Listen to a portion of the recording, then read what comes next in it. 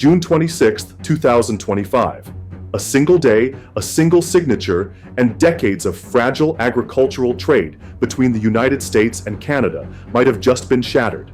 In Ottawa, Canadian lawmakers passed SC 2025 C1, a new law that slams the door shut on any future negotiations over dairy, poultry, and eggs. These industries, protected under Canada's supply management system, are now officially off limits in trade talks, not just in practice, but by law. To some, it's just another policy decision, but to farmers in the American heartland, it's an earthquake. 7 U.S. states, North Dakota, South Dakota, Maine, Michigan, Wisconsin, Minnesota, and New York, now face the prospect of frozen market access to their #1 foreign customer, and the timing couldn't be worse. Costs are climbing, margins are thin, and every export market counts. The very idea of expanding into Canada's lucrative market has just been legally buried. Former President Donald Trump, never one to hold back, calls it a total betrayal. But as we'll uncover, this battle didn't start last week, and its roots run deep into years of tariff wars, legal disputes, and political miscalculations. This isn't just a trade story. It's about survival, sovereignty, and the livelihoods of thousands of farm families. To understand why this moment is so explosive, you have to look at the law itself and the long, bitter history behind it. The legislation, officially titled SC 2025, Chapter 1, was passed by the Canadian Parliament and signed into law on June 26, 2025. It's the successor to an earlier bill, C-282, which died earlier that year when Parliament was dissolved for an election. Both bills carry the same underlying purpose: protect Canada's supply management system from any erosion in trade negotiations. Supply management is a uniquely Canadian approach to agriculture. It's built on 3 pillars: controlling domestic production levels, setting minimum farm gate prices, and using high border tariffs to keep foreign competition out. Those tariffs aren't minor. If U.S. dairy products enter Canada above the agreed quota, they can be hit with rates approaching 250%. That's not just a deterrent, it's a wall. Under the USMCA trade deal, known in Canada as CUSMA, the United States did secure some extra access to Canada's dairy market in 2020. But it was a small opening, and Canada tightly controlled how those quotas, called TRQs or tariff rate quotas, were allocated. American exporters complained that the system favored Canadian processors and locked out many U.S. suppliers.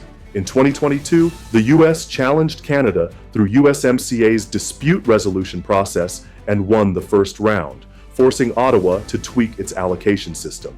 But in 2023, a second case ended in disappointment for Washington. The panel ruled that Canada's revised system was compliant, effectively shutting down further challenges. Now comes SC 2025 C1, which takes things to another level. It legally forbids Canadian negotiators from offering any concessions in dairy, poultry, or eggs during future trade talks. That means even if U.S. negotiators push for more access during the 2026 USMCA review, Canadian officials are bound by law to refuse.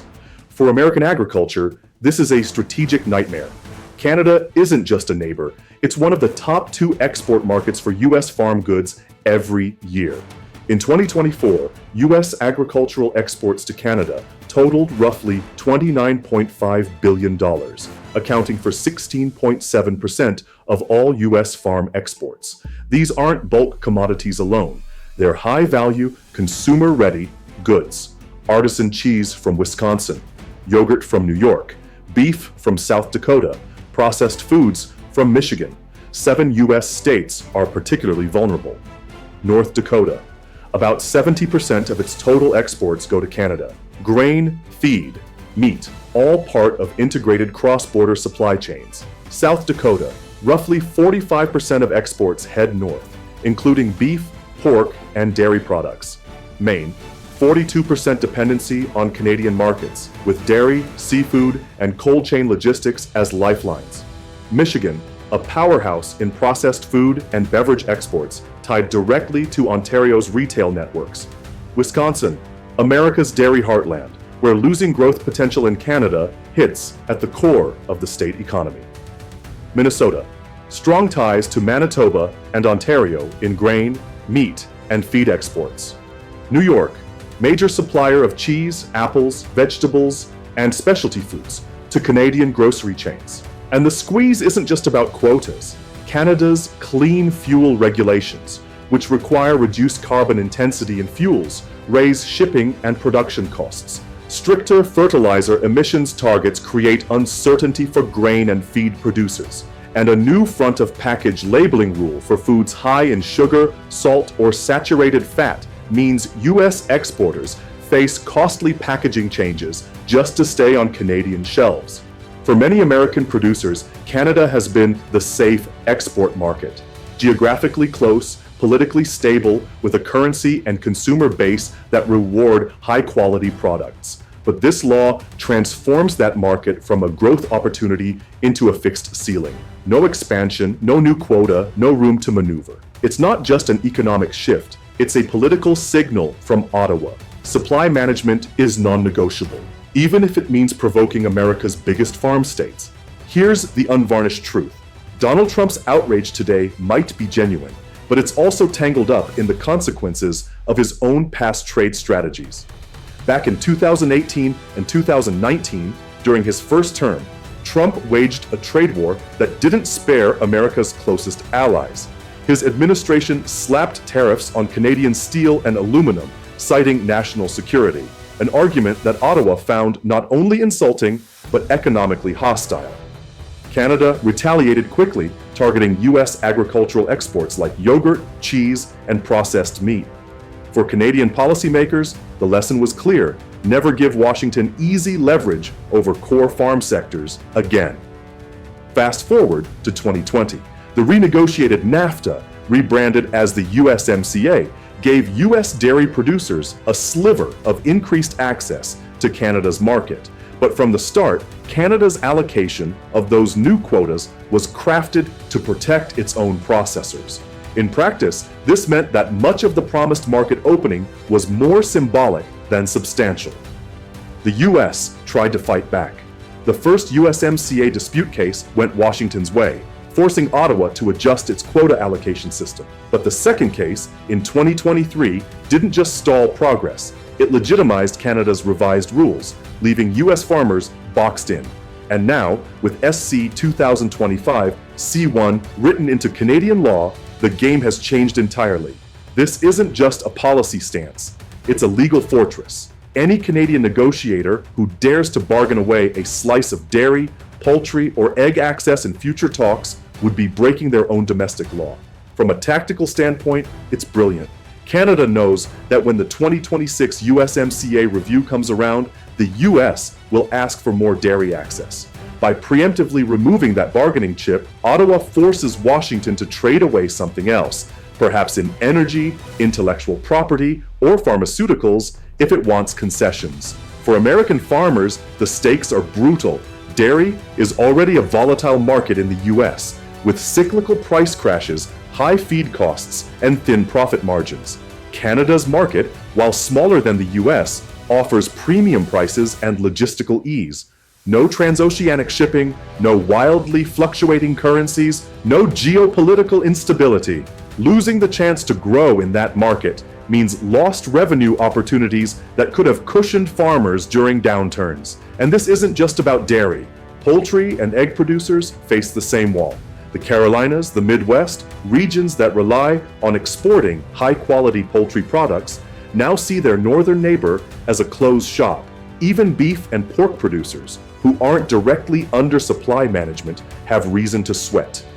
In March 2025, Canada suspended imports from a major U.S. pork plant over a sanitary issue, showing it's willing to use health regulations to control trade flow when convenient.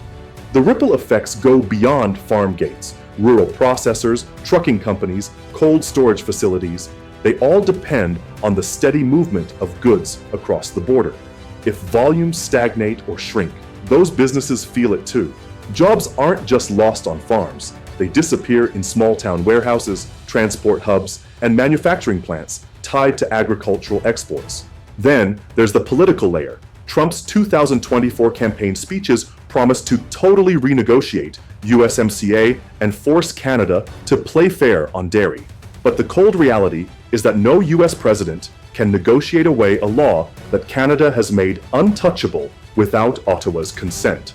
To do so, Canada would have to repeal or amend SC 2025 Chapter 1, a move that's politically toxic in Canadian rural politics. Supply management isn't just an economic policy there. It's a cultural symbol, a political red line. So what's the US play here? Retaliatory tariffs are an option, but they carry risks. Canada could hit back with precision, targeting US exports that matter in swing states or politically sensitive industries. Think wine from California, seafood from New England, or industrial goods from the Midwest. The 2018 to 2019 tariff war proved Canada knows how to strike where it hurts politically.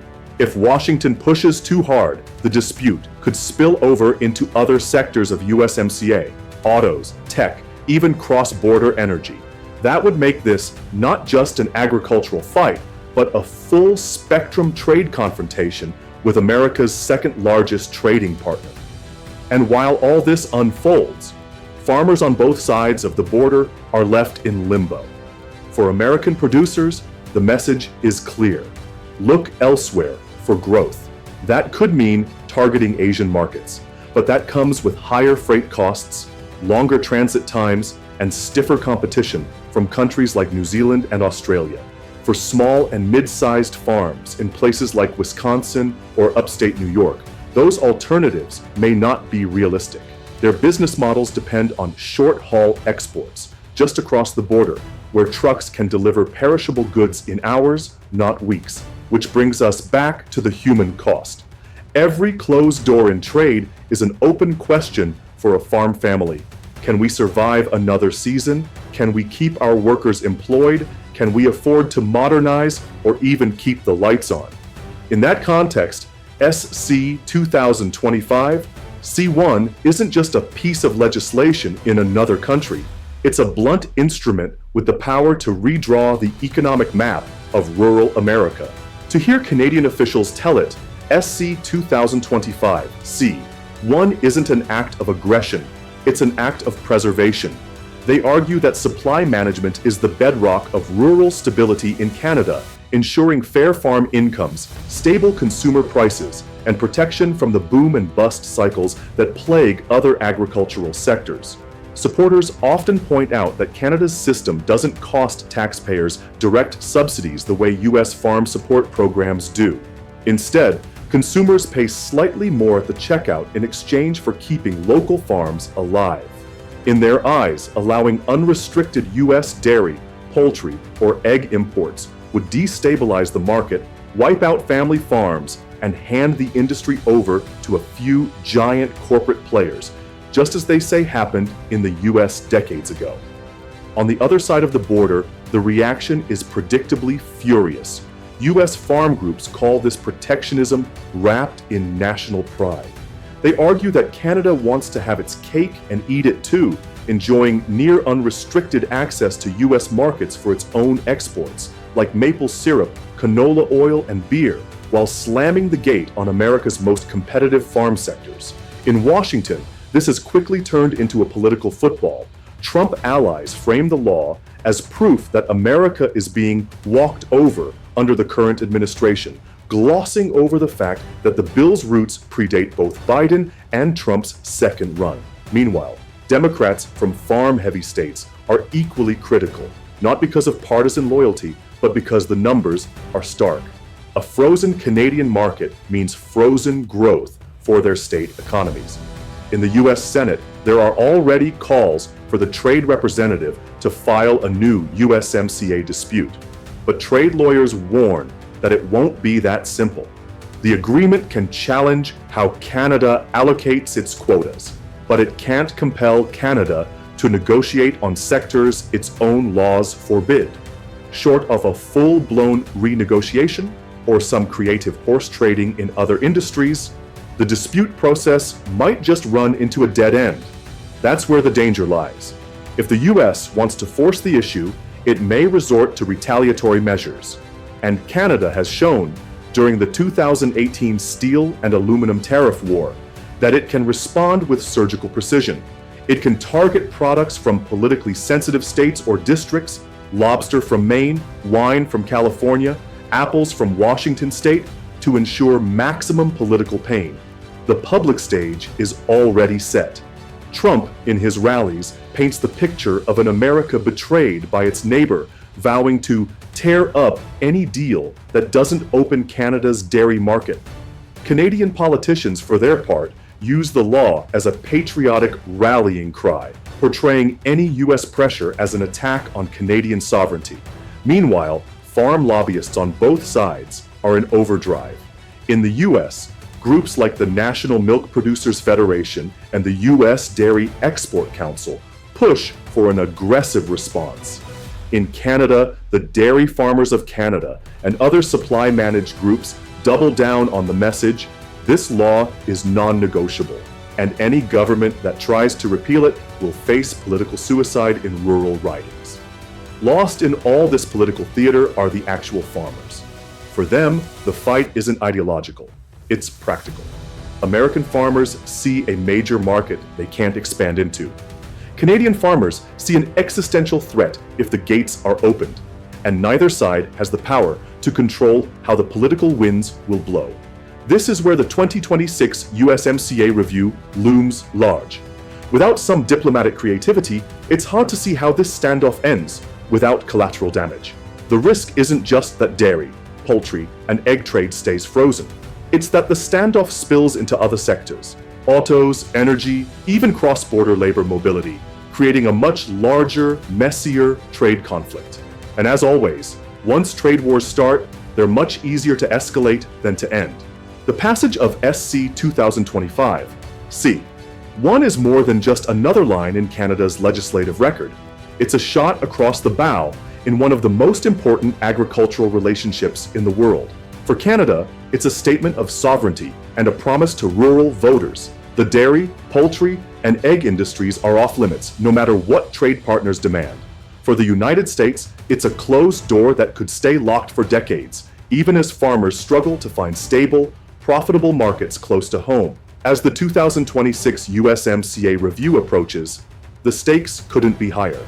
The US could dig in, file disputes, or threaten retaliation. Canada could respond in kind, targeting American exports in other industries. And in the crossfire, real people, the farmers, truckers, and small-town businesses that depend on this trade, risk becoming collateral damage. This isn't just about dairy quotas or tariff rates. It's about the future of cross-border cooperation in North America. It's about whether political pride will outweigh economic pragmatism, and whether two nations that share the longest peaceful border in the world can navigate their differences without lighting the fuse on another trade war. We'll keep following this story, because what happens next could reshape not just agricultural trade, but the broader US-Canada economic partnership for years to come. This is the battle for the border's breadbasket, and it's only just begun.